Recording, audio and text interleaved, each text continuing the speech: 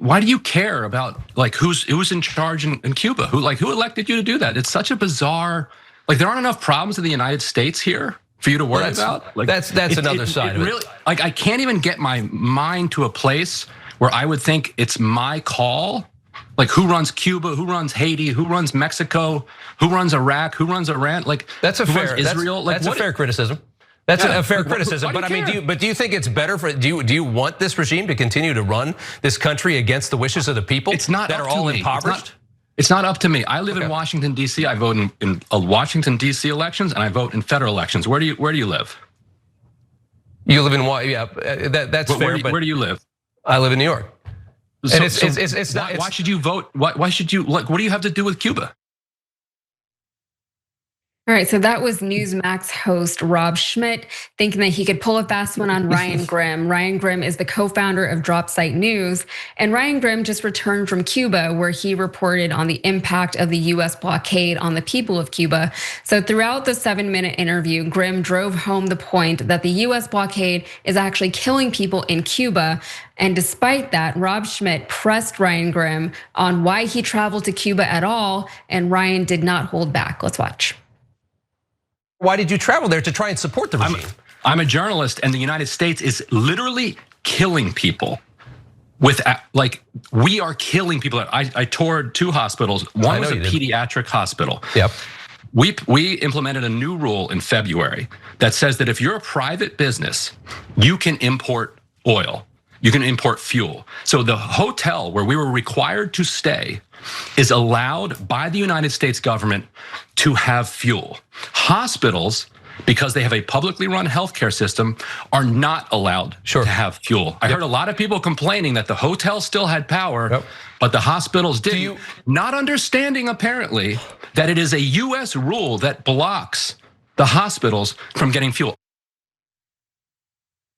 All right, so Ryan went on to describe how hospitals are actually dealing with the power outages. So let's see what he had to say.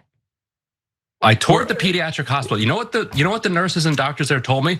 They said when the power goes out, they immediately turn on their phone lights and race to the babies on ventilators. Let me ask you this, because there's a gap between hold on. I understand. Hold on one second. We're killing babies with there's a gap between when the power goes out and when the generator kicks in. That can be up to like 5 or 6, 7 minutes. A baby can die in that time on a ventilator. So they have to take their phone, turn the light on, race and hand pump the ventilator. Because the United States has decided that Mexico can't sell oil and fuel to Cuba. What does that have to do with the United States?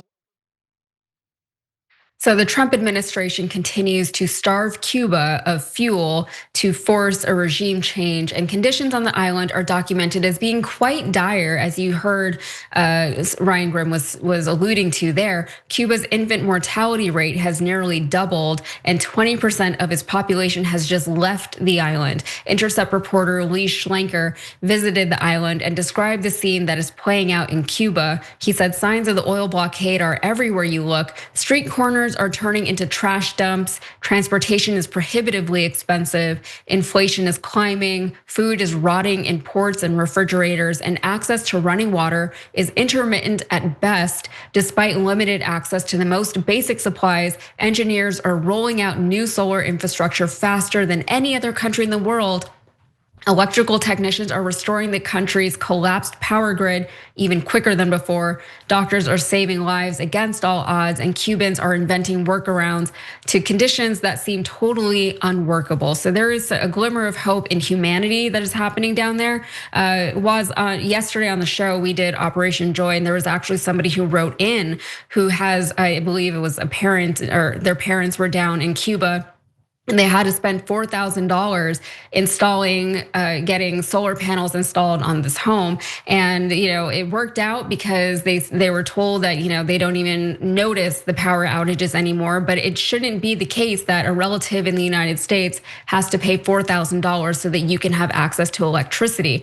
And what was interesting about the exchange between the two hosts, between Rob Schmitt and Ryan Grim, is that Rob Schmitt was taking this position that Ryan Grim went down there in an effort to support the regime instead of trying to overthrow the regime. But Ryan Grim was like, no, I went down there as a journalist to report on what's happening, and supporting the people of a company of a country is very different from supporting the regime. And he was very adamant, pushing the point, like, why do you care about the government in Cuba? And the crux of Rob Schmidt's entire point was this government in Cuba is so horrendous to its people. It's so mean to its people. It mistreats its people. And that's why that regime needs to get out of there. And Ryan Grim was like, no, a lot of their suffering right now is very much the result of what we're doing to them. We're the ones who decided that Mexico cannot give oil to Cuba for some reason, even though it's really none of our business. And what's happening is the people down there are suffering in a very acute and demonstrative way. What are your thoughts, Waz? When these people do this whole, oh, the people, we want to help them, and say, it's just so disingenuous and ridiculous, because again, it ignores the fact that we've taken this posture towards Cuba for 70 years. Actually, yeah, 70 years of the exact same policy because we didn't like their regime. And all it's done is make the lives of everyday Cuban people worse. Like, there's just no, like, I don't understand this logic that babies should die because their ventilators are going offline because we impose an oil embargo on those people, so that because we don't like or realistically, the freaking Cubans in Miami don't like their regime. And look, man, as a leftist, I'm not afraid to be like, look, shouts to them for having their revolution and kicking out Batista's regime and all of that stuff. But you can't deny that Castro's regime was very repressive to Cuban citizens. And there are regime defenders that say, man, there was a logic behind some of that. And it basically redounds to the fact that the United States tried to kill the guy like 45 times. And he decided that, hey man, we're gonna try to stamp this dissent out from the start. I think I don't tend to agree with that logic, but there are people that agree with that. But leave that to the side. You can say the regime is trash, full stop, go ahead. Since when has that been a prerequisite for the United States to mess with your country? I mean, like, have people never heard of General Pinochet? They've never heard of the Contras? They've never heard of the countless repressive right-wing regimes that the United States have propped up in the Caribbean and in South America, which is not to say Saudi Arabia, hello? Are you kidding me? You want to talk about repressive regimes? The type of people who chop up journalists in a freaking hotel room? And you want to, we just have to do it because the regime is repressive. Like, this is nuts. It makes absolutely no sense whatsoever. Yeah, and I think that's a really good point. Like, have you ever heard of people like Pinochet? Have you ever heard of the Contras? I don't know if they have anymore, like I really don't. And I would like to have so much more faith in the younger generations, but I don't know how much they know about the world, And it seems as though even if they have heard these names before, maybe they don't understand the gravity of what it was like for those people. And admittedly, it's hard, right? If we've lived these cushy lives here in the United States our whole lives, it's very hard to relate to anything going on in a different country. It's hard to understand what life is like down there, especially if you're constantly being fed, some version of like a propagandized version of what life in these other countries is supposed to be. We're told that we're a developed nation as opposed to a developing nation, and that's a worse thing, right? Because they have more greenery than we do, and we're told that's a bad thing, And unfortunately, we have so many people who have such a narrow understanding of the world, and they're very passionate about things like the government in Cuba for some reason.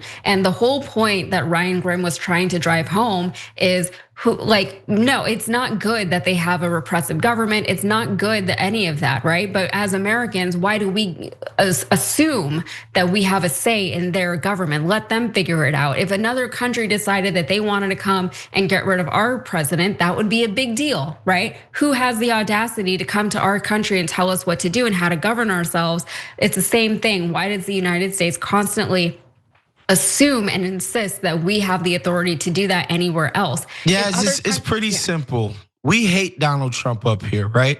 Yeah. If some country deprived us of oil and made it so that we had no electricity and was like, they're gonna do this to us, affect our food supply, our electrical grid, and they're gonna do this to us until somehow we get Donald Trump out of, like, who would be cool with that?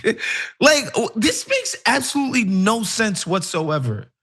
Yeah, it's unfortunately that is the reality that we're living in today. I mean, this is just typical like United States imperialism and American exceptionalism, and it's happening everywhere. And unfortunately, so many people, including babies, suffer because of it. Sometimes they die and they're forced to live under dire circumstances like no electricity, even though the world that we live in now is very much dependent on electricity. So every time you ring the bell below, an angel gets his wings. Totally not true, but it does keep you updated on our live shows.